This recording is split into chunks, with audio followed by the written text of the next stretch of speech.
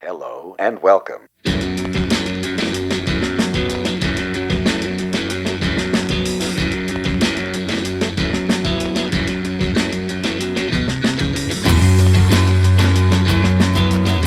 Welcome back to the show. We have Zoey Roy with us today. Thank you for coming on the show, Zoey. Yeah, thanks so much for having me. And you're here in town you got your badge there, for the International Indigenous Music Summit. Mm-hmm. And you're doing a showcase at the Rivoli. Yeah, okay. Tonight. So maybe tell us how that all came to be. Okay, well, I mean...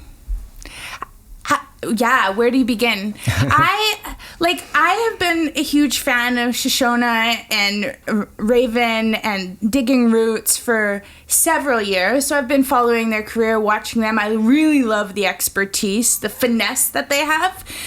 So just as a fan, I've been watching them. And when I saw the Indigenous Music Summit, grow legs, I guess, especially in New Orleans last year, I was really blown away. And when my peers started coming to the event and I saw, people sharing it online, I felt like maybe I should just put my name in the hat. I haven't always felt really like a part of the music scene per se as a poet, but I have been dabbling in music more, and I feel like now is the time to showcase what I have and see what comes of it. Right. Mm-hmm. Because you do hip-hop, and you're a poet, and you're an author, and you do workshops and all these other kinds of things. So it seems like you do a little bit of everything. Is there any particular one of these disciplines that you like to do the best, or that you think that you shine in more, or that you like to focus on more? Yeah, well, it's a tagline that I live by is the legacy is in the process. And so everything has its part and everything is part of the bigger picture.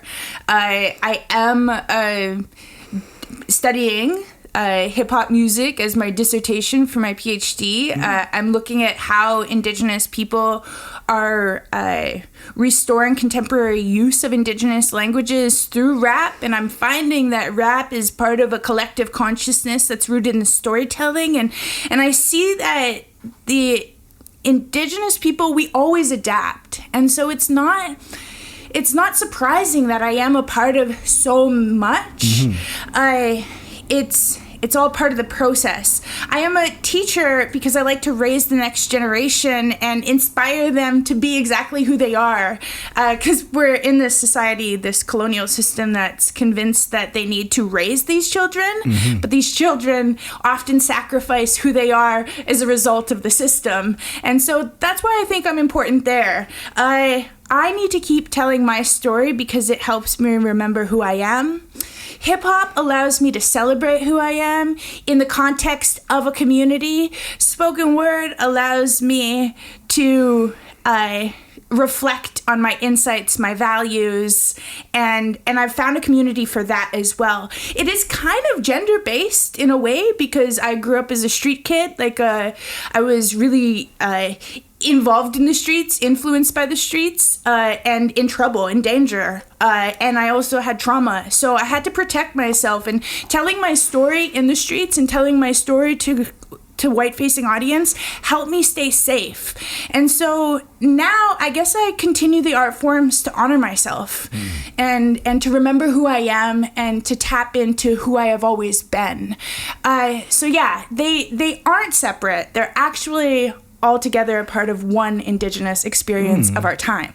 And they all sort of complement each other as well. They really do. Right. Is there a different process or methodology, say, writing a poem versus writing a rap song?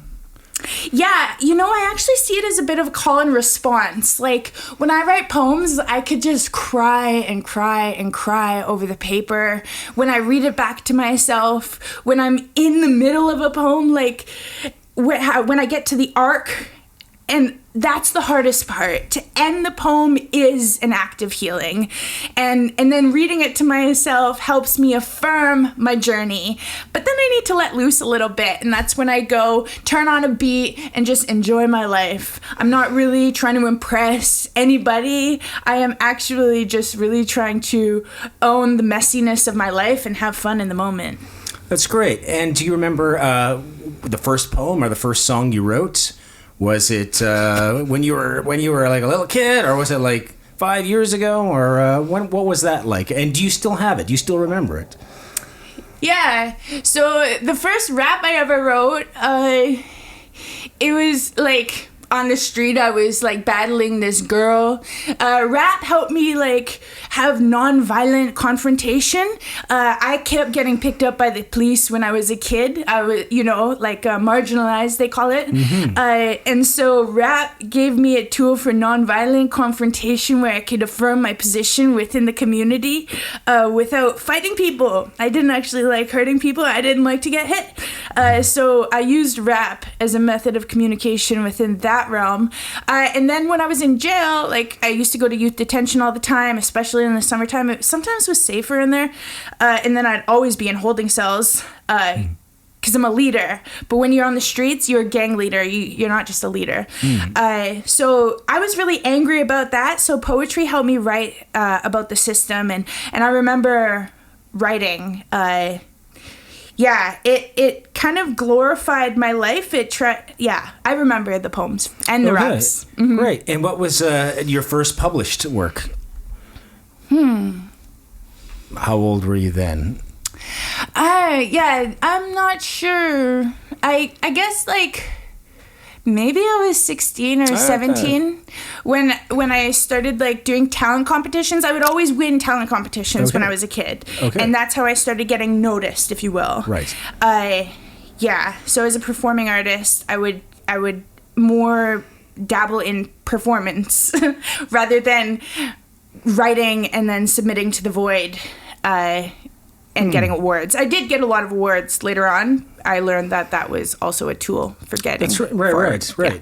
So it seems like you're a natural performer. Has that always come naturally to you, or did you ever have stage fright at any period of your life? You were afraid to get in front of the microphone, or you just got up there and you owned it and you delivered what you had to say? Yeah, well, I grew up in a very stressful environment, and a lot of confusing factors were at play. And I have a desire to appease people because it keeps me safe.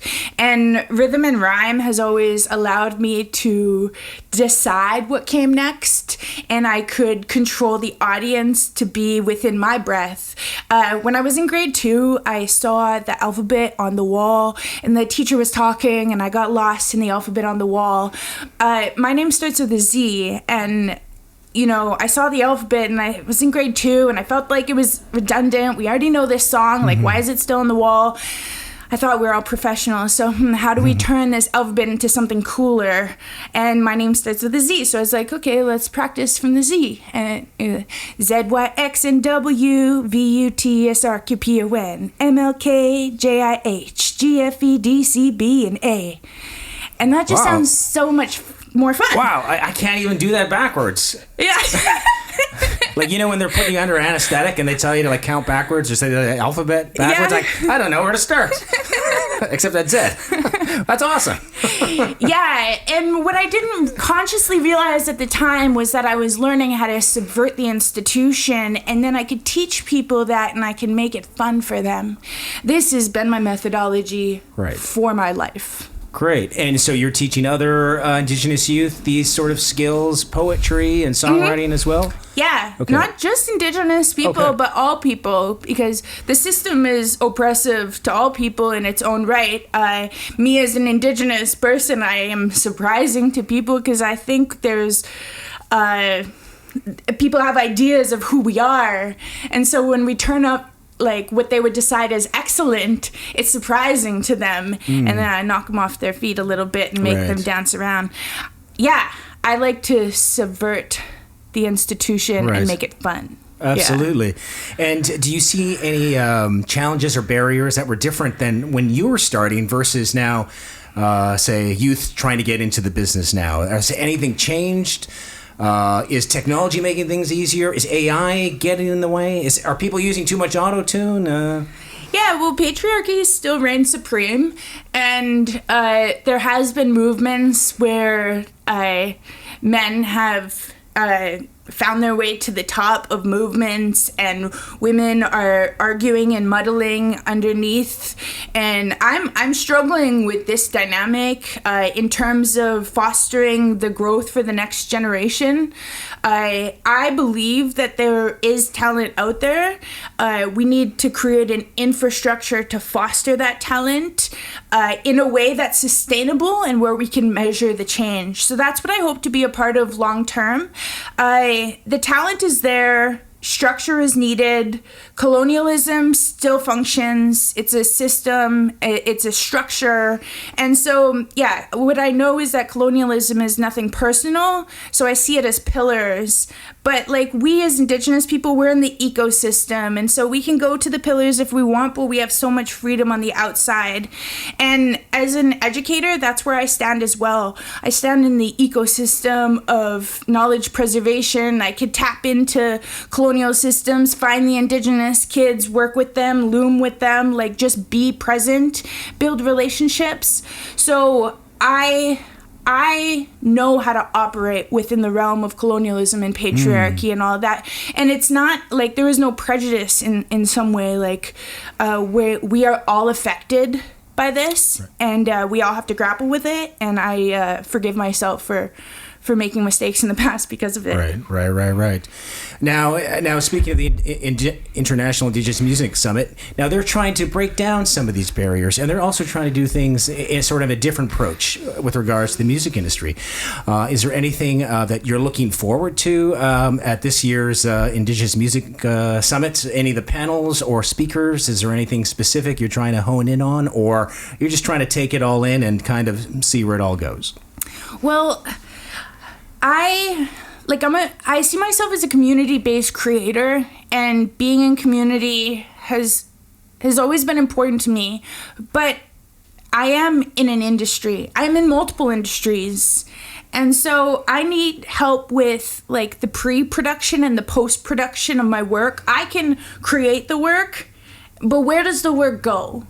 And so am I safe over there? Wherever the work goes, am I going to be safe there? Am I going to be understood? What do I need in order to feel safe, in order to feel understood, so I can perform and be excellent and then take it even further? What does that further look like?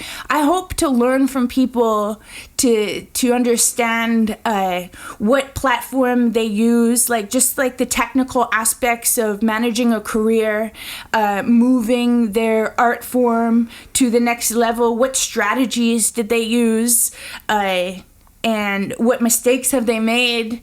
What did they need? What didn't they need and they thought they needed? What did they have to let go of? I want to learn from the people who have come before me so that I understand the lay of the land, not just for me, but as a teacher. But I really have to own my own voice at this time.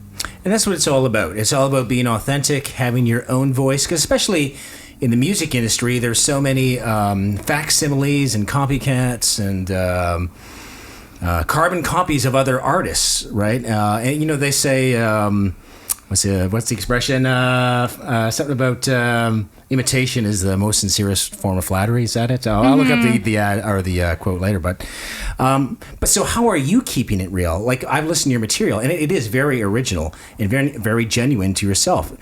Is that because you're forcing yourself to be genuine, and you're staying away from, even if something influences you, oh, I like that sample, or I like how that artist did such and such, you use that more as an inspiration to kind of create your own original works? Is that what you're trying to do? Because that's what it feels like. I'm trying to like read your mind. So. Yeah. I collaborate with my partner, and I respect his space. I respect my space as well. I am learning to understand what it actually is like to listen to myself. I have complex PTSD, which means that I have like a overinflated desire to protect myself even when danger is not present. And so it could really hinder my ability to build long-lasting, sustaining, healthy relationships, and that includes with myself. I always second-guess myself and wonder if people like me or not. And making my music and creating my poetry in a way that is true to myself is giving me a confidence that I wasn't able to find within myself before. I am prioritizing authenticity over approval, and it's turning out in my favor. Absolutely. Because people, I believe, in any language, they crave authenticity, and there is so much more of ourselves that is available that we can offer each other that I don't believe we are tapping into, especially in an environment where we're taught that critical thinking is our strongest faculty. I believe that our imagination and our desire to be free and to play and be curious, that is an active part of who we are, and I have to genuinely believe that I'm safe to go wherever I need to go, because I don't know how long I have, and I really want to enjoy the time that I do have. Right. It's interesting that you say imagination is the most important aspect, because I've always believed that as well. And I can't remember the quote, but there's a quote by Einstein saying that imagination is paramount. I forget the rest of the quote. We'll look it up later. Because it is. Imagination is the starting block. Yes, you can have all these skills and be a great critical thinker, but if you don't have imaginative ideas, you're not going to progress to whatever that next sort of step is. For sure. So when it comes to coming up with these great musical ideas, so how does it work with you and your partner? Do you come up with the lyrical content first, then he writes the beat, or does he write a beat and you're like, oh, I'm going to put up some cool lyrics to that? How does it kind of work with you two? Okay, so when we write raps, I have a ton of instrumentals that I choose from. So whenever I want to write raps, I just go to my beats.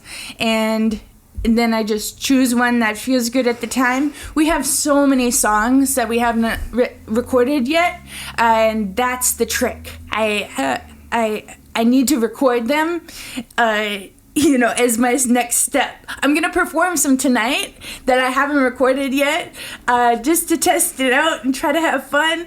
I'm still nervous, so that's how I do my raps. And then my spoken word, I do my spoken word first, and then he makes the instrumental.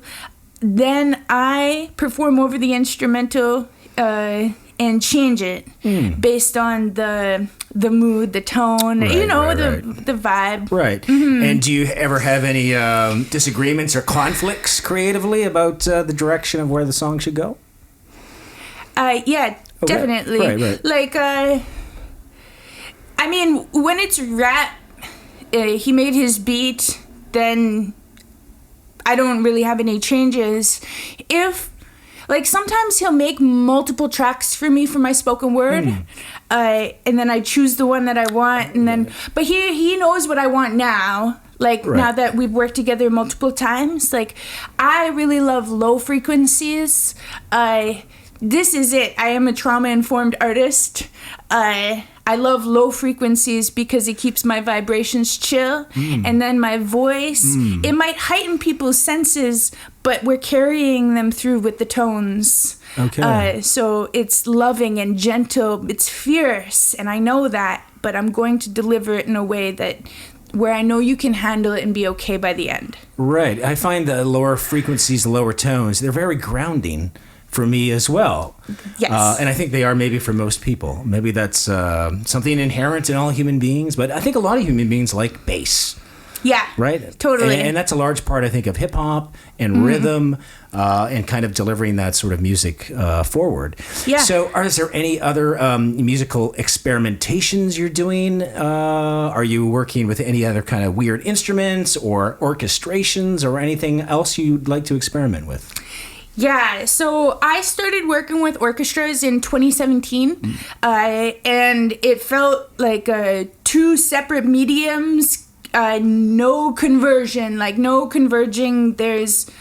I saw that the collaboration needed more respect and trust and grit, playfulness that you get in hip-hop, a cipher. I wasn't getting that. And so I was like, okay, I need to bring this orchestra into Indigenous consciousness. into a grounded kind of consciousness, I guess. And so I worked with my partner on composing a new show. It's called Enough is Enough. And then it was arranged for orchestra by Juliet Palmer. And we ran that show with the Regina Symphony Orchestra and the Calgary Philharmonic. The show did really well. We performed it for a 20,000 person audience in Regina, and the kids were into it. Oh, wow. I was like, thank you. And that's a authenticity, like real, recognized real. Like, it's just, I learned that from hip hop too. And then when we did the show in Calgary, it was also a sold out audience, and I could see orchestra is ready, because the people who went to orchestras pre-pandemic, they're not coming back. And so orchestras are struggling to get people in their doors, so they need to book new shows. Well, the market is open. I am a policy student, so I know this is a policy window. Oh, great. So I'm going to use it. Absolutely. I don't own this show. I have to get licensing rights from the Regina Symphony Orchestra to own the show. The legacy is the process. I am moving on. I have a grant from Canada Council now where Omar will produce the music using West African music theory. He's from the West Indies, and so we're going to use this music theory. And then the music is going to be arranged for orchestra by Andrew Belfour. And then we will run it with the Saskatoon Symphony Orchestra. And then I have full visuals that are going to be originally created by my homie Jordy Trifa. Here in Toronto, we're working with dancers and choreographing stuff to be in unison with the music. And this is a show that I will own 100% of the rights to, and I'll be able to market around the world.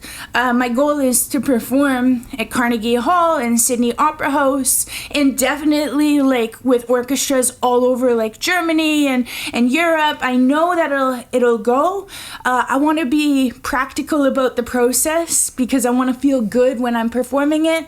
And I anticipate that this show will start touring in 2025 when I'm done my dissertation. Your dissertation. And then you'll be a doctor. You'll be Dr. Roy. Yeah. Dr. Roy's in the house. For no reason. That's right. Like, but you can't take it away, right? I was a street kid. I was in jail for a long time. It was so hard to get out of the streets. That place, those little jail cells were made for little kids like us.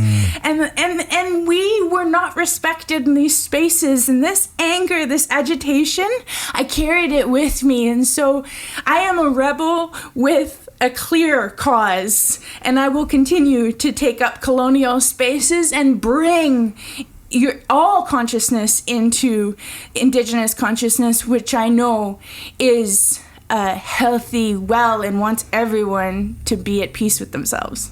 That's excellent. Now, you mentioned you received a Canada Council grant to help with that project. Do you see there are enough funding avenues and opportunities for Indigenous artists? Because there's Canada Council, there's also Ontario Arts Council if you live in Ontario.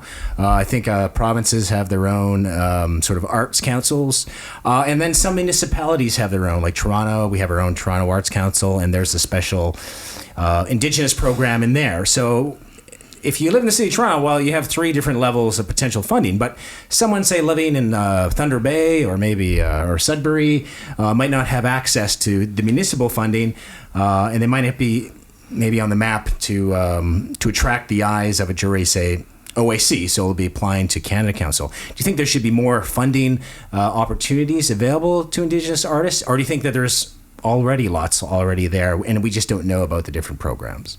Yeah. So I don't know. If it wasn't for like the token white guy on my team, I don't think I would be able to have the administrative capacity that I do have. I'm really grateful for the support of my ally, Brad, who's able to foresee the grants that are available and to create projects with me and see them through with me. I have learned so much from other people in order to manage myself and get through that pandemic. And now that I have some footing, I can see that there is actually so much funding. Mm-hmm. And the people that are going after the funding are not necessarily Indigenous. And in fact, a lot of Indigenous people are being exploited by people who do know how to fill out these grant applications. So if you don't have a token administrator in your realm, then definitely reach out to people, who might have access to the support that you need. Don't stop asking questions and don't stop asking for help, because the support is there. We have more funding than ever before, and we have generations upon generations of our ancestors, our grandmothers, our moms, all the people who went through the grit. They did that hoping that we would be at a place like this. And I just think that, I have been complicit in my own oppression, but I refuse to continue being complicit in my own oppression. And what that means for me is just, putting my name in the hat at any chance that I can. And I have been able to give so many people opportunities, real opportunities to practice their craft, to collaborate, to take their career to the next level, as a result of me putting my name in the hat and just trying it out. The worst you can get is a no. That's right. But even if you fill out a grant application, if you just go for it, you fill out the grant application and you get a no. Well, you have created your project. You know what you want, you know what you need, you know what it's going to take, you know how long it's going to take. Why stop there? Take it to the next level. Call the program officer. Ask them, what should I have done differently? What else do you need from me? Right. The arts councils are there for us. And like I said, there's more funding than ever before. The reconciliation industry is going to start changing in 2025. So we are in the window right now. And if we show the need, then it will see that there is a demand. Right, because there's some changes also happening with the CRTC in terms of radio stations. Back in the 70s, late 70s, CanCon was introduced, and Canadian radio stations had to play a certain amount of percentage of Canadian artists, and that's why Anne Murray and Bryan Adams, and they made their millions. Oh wow! So what's happening in the near future is that there's going to be a new CRTC change ruling where radio stations are going to have to play a certain amount of percentage of Indigenous content. Yeah. So that's going to be a big boon for for artists like ourselves and everyone else watching, as well as for the industry as a whole. So aside from, say, funding and maybe these different opportunities to get our material on the air, are there any other barriers or challenges that we face that, say, the rest of Canada doesn't face in terms of putting out music and putting on shows and performances? Yeah, because this indigenization process is happening, where institutions are opening up the gamut to grow their institutions. We're calling it indigenization as if it's going to produce Indigenous sovereignty or Indigenous nationhood, but it is at the cost of our own infrastructure. So indigenization, in order for indigenization to happen, institutionalization of Indigenous people will also occur, so that we could get so booked and busy that we're not fulfilling our own agendas. For example, there are 24 language speakers in Regina, Saskatchewan. These 24 speakers are divvied up into institutions to go do land acknowledgements, opening prayers. Their knowledge source, their sense of curiosity, their sense of self, their capacity to evolve and change and grow the next generation is being diminished by the busy schedule and the lack of ask. They're not being tapped into. And so what that means is that these people are not able to visit. They're not able to grow capacity together, collective capacity. I think that's what the International Indigenous Music Summit is doing, is it's bringing people together so that we can learn from our learn from our stories together. And what I hope is that we can grow infrastructure so that the capacity building is up to us based on our values, and so we don't get usurped into colonialism, because we have to remember assimilation has always been the goal, and they will like we saw in hip hop, so they'll take the leaders, the speakers, the visionaries, and they'll take them and they'll put them into their systems, keep us busy. But then who is going to raise the children? Who's going to foster the existing abundance of knowledge and wisdom that's already in community? We can't lose sight of ourselves. Right. I do see that as a challenge, and it might not be super clear to people who are just happy to be here. Right. We can't afford to just be happy to be here. That's right. And it's interesting you mentioned Indigenous Music Summit bringing us all together, because it seemed like we were all apart, or we weren't really communicating. We were in different sort of camps doing our own thing. But like you said, I think we're stronger if we all combine our efforts together to kind of get the movement in this process forward to where we needed to get to be. And kudos to the Indigenous Music Summit for doing that, and as well as other sort of workshops and symposiums that kind of do that as well. So with that said, once you finish your dissertation and you're a doctor and you have your orchestra show ready to go, what's the next big thing? Are you already thinking about the next big thing, or is this kind of encompassing your focus at the moment? Yeah, well, my idea is to create a center of excellence for youth engagement in the arts for Indigenous youth, because the children who are being picked up into justice systems or being marginalized between child welfare systems, the education system, and the justice system, if the state just can't make their case for these kids, they become marginalized, and because of proximity, they might pick up choices that they wouldn't have otherwise picked up. I want to give these kids another choice.